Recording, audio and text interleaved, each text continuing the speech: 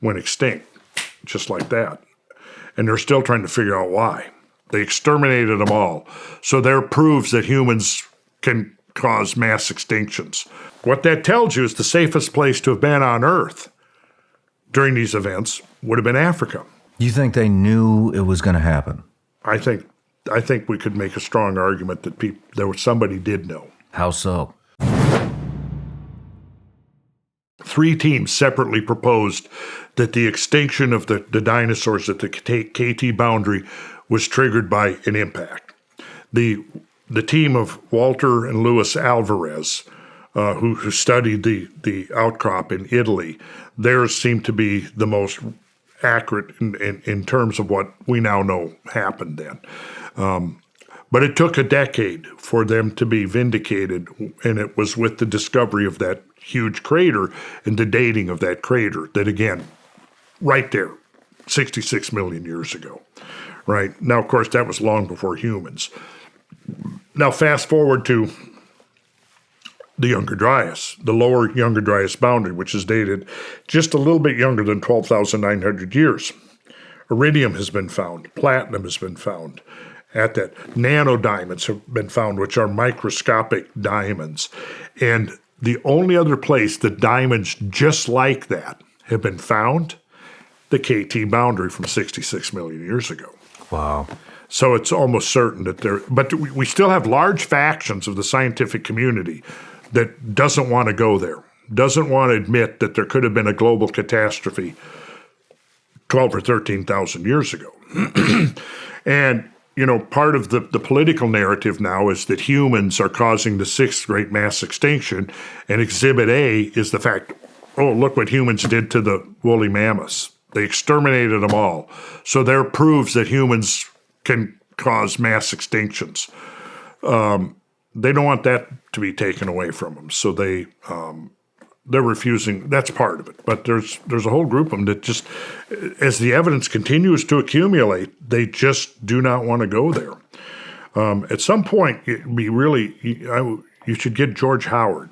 George Howard. George Howard. He has a website called the Cosmic Tusk, and he's been in the forefront of this research probably since the 80s. Interesting. Right?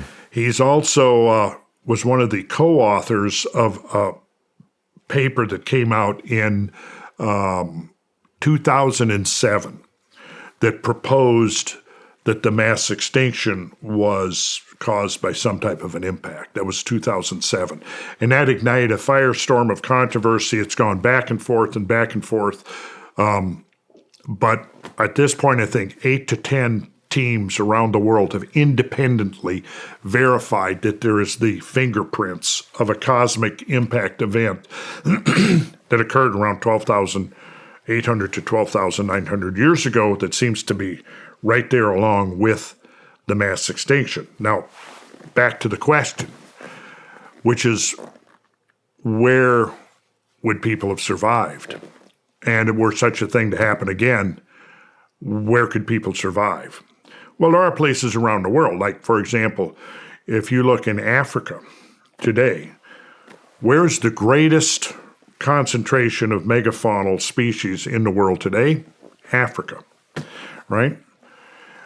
If we look at a census, continent by continent, what we see is that North America lost 3/4 of its megafaunal species at the end of the Ice Age. South America lost about the same percentage. Eurasia lost about 35%. Africa only lost 10%. That's why Africa today has the greatest number of megafauna. When you start thinking about, and let me define megafauna. A megafauna is defined as any animal that weighs over 44 kilograms in body weight, which is right about 100 pounds. Okay. So if you take the census of animals living on Earth today, there's about, and depending on how you divide them up, do you separate timber wolves from gray wolves? Do you separate African elephants from Indian elephants? Probably you do, but there's some variability in there. But let's say there's roughly 100 to 120 species of megafauna around the planet. It's about equal to the number of megafaunal species that went extinct around the world. So to put that in perspective, what that means is that you would have to, the number of species that got wiped out at the end of the last ice age, and there's an argument about, was the span a decade, 100 years, several thousand years? That's still being worked out, although it looks like it's honing in right at this boundary, which is dated at 12,900 years ago. Okay, so if you were going to duplicate a species extinction level event to the one that happened at the end of the last ice age, you'd have to pretty much eliminate every animal over 100 pounds body weight on Earth. Okay. That's how severe the mass extinction was. Wow. And that was, I mean, that's not even considered one of the great ones in Earth history. A great one in Earth history, you're talking about 70 to 90% of all species, terrestrial, marine, etc. Permian Triassic may be as much as 95% of all species on Earth went extinct, just like that. And they're still trying to figure out why, But so now, here's the interesting question. We can see from the, number one, species loss is going to be directly related to habitat loss. The greater the loss of habitat, the greater it will affect species that are adapted to living in that habitat. So you can conclude from that if 3/4 of the species of North and South America went extinct, that was where the greatest habitat loss occurred. So it was the last global catastrophe was kind of focused on the Western Hemisphere. Eurasia was second, Africa was third. So what that tells you is the safest place to have been on Earth during these events would have been Africa. Mm-hmm. And I suspect that it all pretty much is around Kenya, Tanzania, that's what I'm trying to say, thank you, around the Great Rift area. Okay. That's where it seems like was kind of a place of global refuge.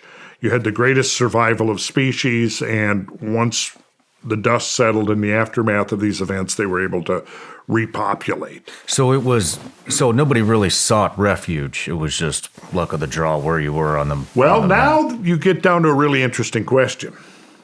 I think that the plausible scenario might be that you had survivors of two types. Those who survived by the luck of the draw, and those who survived because they knew it was going to happen. They planned for it. They prepared for it. And you think they knew it was going to happen? I think we could make a strong argument that somebody did know. How so? How would they have known? Well, see, this is where we now get into why ancient peoples all over the world were such obsessive sky watchers. And how did astronomers were able to predict this impact on Jupiter a year in advance?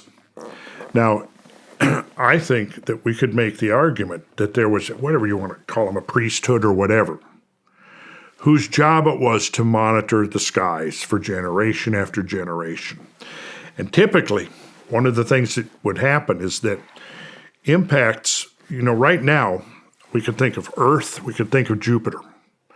And there are streams of stuff traveling between the two, almost like cosmic ping pong or something, right? Now, every year on June 30th and two times, right around late October, early November, late June, early July, Earth crosses this stream of cosmic debris that's called the torrid meteor shower. The peak of that, now, it takes, to fully cross the stream, takes a couple of weeks, right? But the Tunguska object, if I come back, we can look at some really cool graphics. Pull them up. Hey everybody, I'm Shawn Ryan. Click here to subscribe to the Shawn Ryan Show YouTube channel for the hottest and most compelling interviews that you will not see anywhere else. I've also made a playlist of all the previous SRS episodes so they're easy to find. You can find that right here.